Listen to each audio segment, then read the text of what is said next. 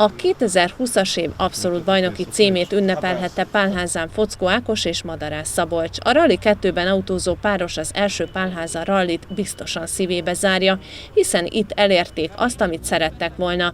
Igen gyorsan diktálták az iramot a 6 gyorsaságén, és ez volt jellemző az egész évükre. Hát erre számítottunk, legalábbis hasonlóra mindenképpen, nagyon szoros, de nagyon élvezzük.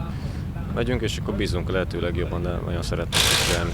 Ez a kör most hogy sikerült? Milyen időt mentetek? Mennyire volt jó a jármű? Az autó tökéletes volt, velünk se volt különösebb probléma. Az első gyorsaságén kikaptunk, de utána aprólékosan visszahoztuk. És akkor most, ha jól tudom, ilyen 2 másodperc az előnyünk összetettben, ami nem sok, de biztató. Úgyhogy szeretnénk, ha kevéssel is, de beérjük bármennyivel, csak szeretnénk nyerni. Így van. Nyilván itt még most nem fognak este bajnokot avatni, de lesz-e még futam, ti hogyan látjátok, van erre esély? Hát, hogyha sikerül 6 pontos plusz előnyt beszereznünk, akkor nekünk már ez megvan, az biztosan, ha esetleg lesz a Mikulás rally. Hogyha valamilyen oknál fogva mégse, akkor a Mikulás rally, de megosztóak a vélemények, hogy ez meg lesz rendezve, ez december 6-a. Hát addig, az akkor lesz megrendezve, ha ott leszünk. Addig nem tudjuk. Így van, de egyébként az egész év azért egy kicsit, vagy Rally 2-ben nem volt legalább annyira kusza, mint a többi rally szakákban? De ugyanolyan volt, mi az ORB-ből együtt megyünk, és hát ugyanaz jellemző ránk is körülbelül, mint rájuk, hogyha van verseny, vagy nincs verseny, nincs több futamunk. Még mondjuk régebben volt egy Baranyahóban, ami csak Rally 2 volt, de most idén nem annyi volt, amennyi az ORB is. De azért a szerelem megmarad, és ha jövőre kitisztul az ég, akkor gondolom indultok újra és újra.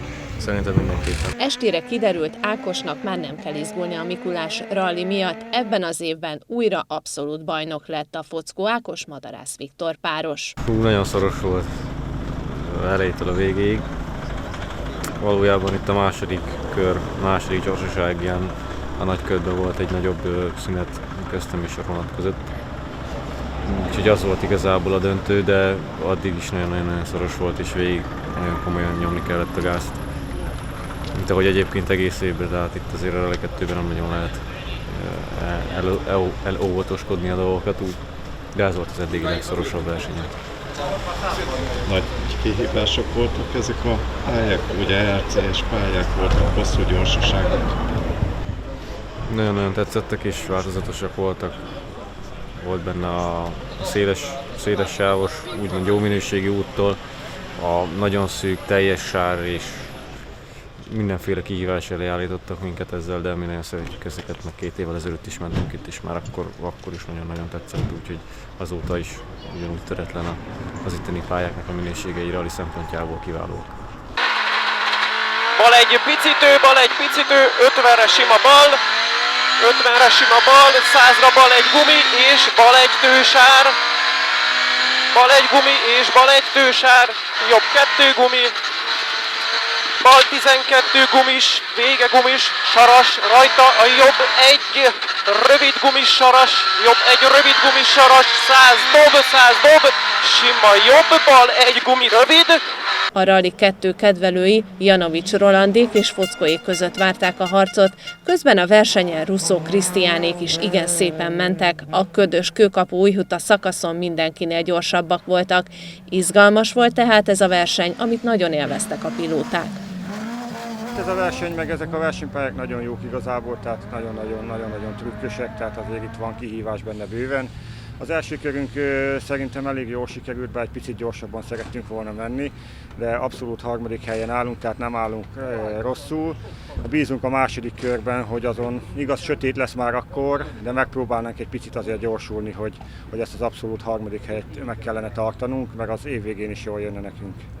Itt azért ebben a Rally 2 szakákban most elég szorosan alakult a dolog. Ákosék itt elmondták, hogy ugye ők hajtanak erre a 6 pontra nagyon ebben a versenyben. Hát igen, Ákos ő most egy picit másabb sebességgel közlekedik, mint mi, tehát egy picit most előttünk van, de a rallyban minden megtörténhet, még van 3 gyorsági.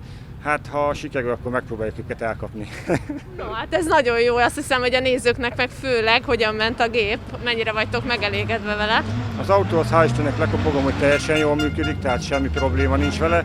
Igazából az első gyorságén ott nekem kell összeszednem magamat fejben, és akkor tudunk még gyorsulni, mert az autó az tudja, tehát abba van tartalék, nagyon jól viselkedik, tehát jó a futóművel, jó a motorunk, tehát igazából nem lehet panasz rá. Az utak, tudjuk, hogy azért ez egy erdei út, mégiscsak hozhat meglepetést, bár most azt mondták, hogy viszonylag száraz a tavalyi évhez képest, mondjuk, amikor itt néhány Szabolcs futam, azért az eső, meg stb. Hát a tavalyi évhez képest az nagyon-nagyon sokat javult a pálya, mert tavaly is mentünk ezeken a gyorságokon, hát akkor nagyon mostoha körülmények voltak, tehát az tényleg ilyen emberfeletti képes teljesítményt igényelt, hogy azon le tudjunk jönni, mert tehát ott mindenhol benne volt az, hogy leessünk, tehát ott nagyon észnél kellett lenni. Most az éven nagyon-nagyon jó szerintem, van néhol picit sáv felhordás, de hát ilyen a ralli, ezt meg kell oldani, úgyhogy mi élvezzük.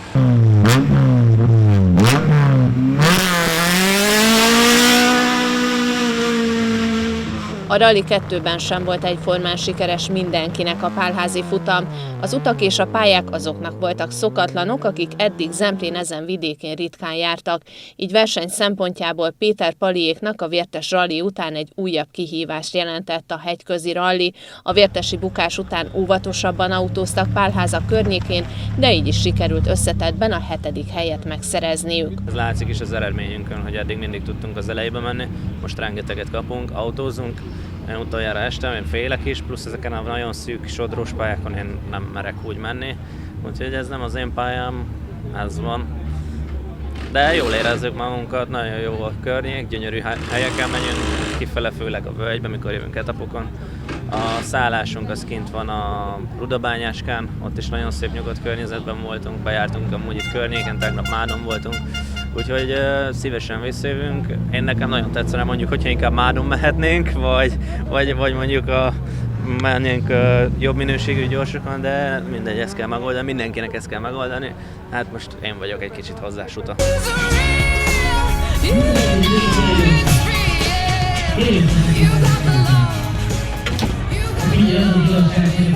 A kerekes család életéhez hozzá tartozik a ralli, olyannyira, hogy Réka kezét is egy verseny végén kérték meg. No, ekkora drillre nem számított az apja-lánya páros Pálházán, mindössze, ahogy Salánki Gábornak a Rally2.hu oldalon nyilatkozták, pontocskákat szerettek volna bezsebelni. Ők még várják a Mikulás rallit, hogy megőrizzék a dobogós helyüket. 2008-ban lett lehetőségem versenyen navigálni Tóbiás Laci barátomnak egy VFTS-be, aztán itt ragadtunk, és utána a Vida Petinek, Kolencsik Bazsinak navigáltam rally túrába, Rally 2-be, aztán volt egy minimális kihagyás, és utána vettem egy autót és elkezdtem vezetni, mert úgy éreztem, hogy valószínűleg én is meg tudom ezt csinálni, mint a többiek. Hát a lányom ő úgy került bele, hogy egy navigátorom elfelejtett eljönni, mert nem félt a Bükszent László Bükkszentkereszt Bazrallin, és 13 évesen vagy 12 évesen beültettem magam mellé egy papírruhába, egy vegyvédelmi papírruhába, és majd az édesanyja megkérdezte délután, hogy bolond vagy? Mondom, miért? Mentünk egy óvatosat, megtanítottam navigálni, ködbe, mindenbe, és azóta itt vagyunk. És hát ez is akkor szerelem volt, hogy nem féltél, vagy egyáltalán? Hát azért itt vannak olyan szakaszok, akár 13 évesen, amikor tudom, hogy az édesapámban megbízom vakon, de hát azért mégiscsak. Félni nem féltem. Igazából akkor még fiatal voltam. Fiatalként az embernek nincsen félelemérzete, én úgy gondolom. Most, ahogy így már haladok előre a korban, így 25 évesen most már kezdem átértékelni egy kicsikét az életet, hogy lehet, hogy mégsem olyan veszélytelen, de még mindig itt vagyok, nem tudok kiszállni mellőle. Hát a Tóth Zsolt is esett sajnos, nagyon bennünk maradt. Eger rallin is óvatosabbak voltunk sokkal.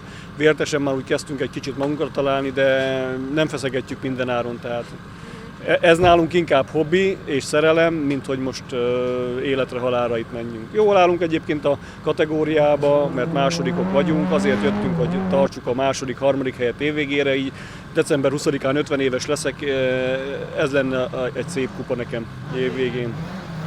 És hát akkor az idei szezon ezek szerint mindig a futamot végig tudtátok vinni, tehát nem panaszkodtok. Nem panaszkodunk egyáltalán, hát igazából 7 éve megyünk együtt, és 7 éve most van az első olyan évünk, hogy minden versenyen, hála jó Istennek, le is kopogom, hogy célba érünk. Most is szeretnénk célba most érni. is szeretnénk, igen, célba érni.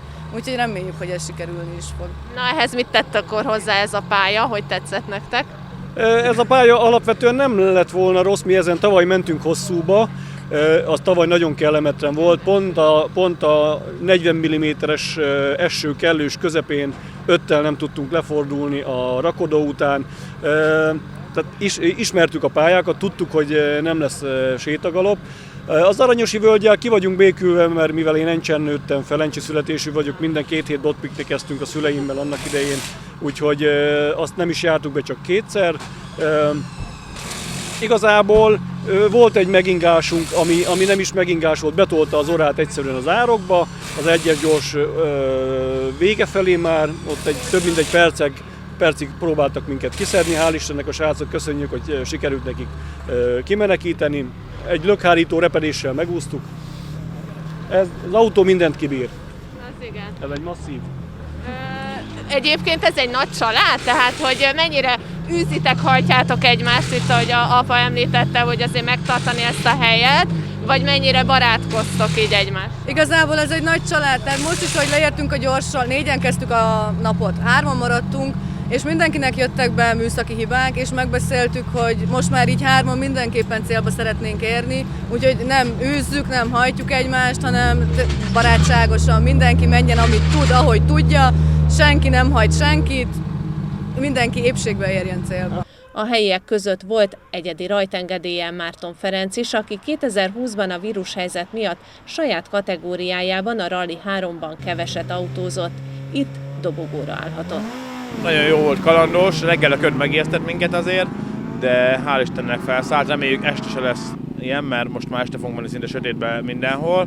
Kalandos a pálya, hát azért az első osztály jól lerendezte, többen mindenhol van sár, ugye, de hát ez a rally, meg kell oldani, ilyen helyeken kell menni, úgyhogy próbálunk mindent beleadni, meg óvatosan, mert némelyik kanyar csúszósabb, mint ahogy felültünk, meg gondolnánk, tiszta sár.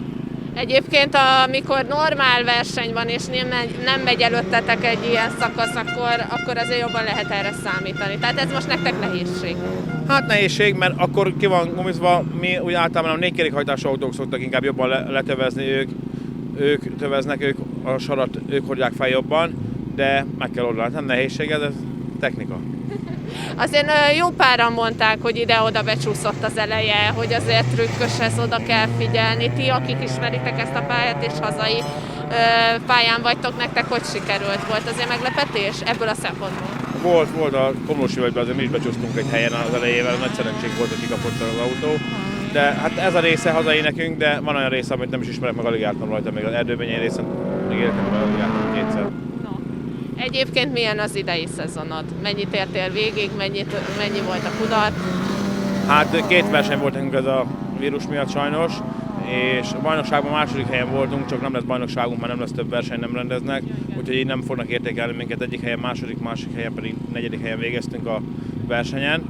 Úgyhogy ez meg most itt van helyben, most Rally 2-ben egyedi rajtengedéllyel neveztünk, itt most vezetjük a kategóriát egy perccel eddig, úgyhogy reméljük, hogy így is marad, most már beosztjuk az időnket. Úgy gondolod, hogy jövőre azért a ti kategóriátok helyre rázódik, és akkor egy kicsit izgalmasabb lesz nektek is?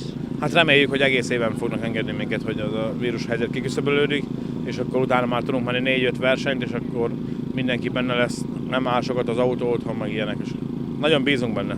De azért nektek most ez szerintem egy ilyen ajándék, hiszen itt vannak azok a versenyzők, akik Rally 2-ben, tehát egy kicsit ez nektek is egy ilyen adrenalin, meg úgy általában a csapat, a helyiek, akik így szeretik, mindent megkapnak a legmagasabb szinttől. Így van, ez nagyon jó, meg főleg, hogy itt van helyben, hát ilyen közel még nem is volt verseny soha életemben, mióta a fejem tudom, hogy itt versenyek vannak.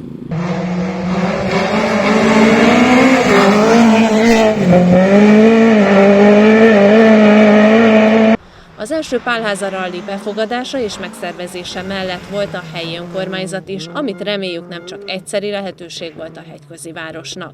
Kótos Róbert a városunk egyik büszkesége, hiszen hosszú évtizedes versenyzői pályafutást tudhat maga mögött, és számtalan siker veszi ezt a pályafutást, és amikor megkerestek minket, akkor örömmel fogadtuk ezt a felkérést, hogy házigazdái legyünk ennek a ralli bajnoki futamnak, mint az első pálházi ralli néven. Mennyire volt összefogás, hogy ez a rendezvény megrendezésre kerülhessen?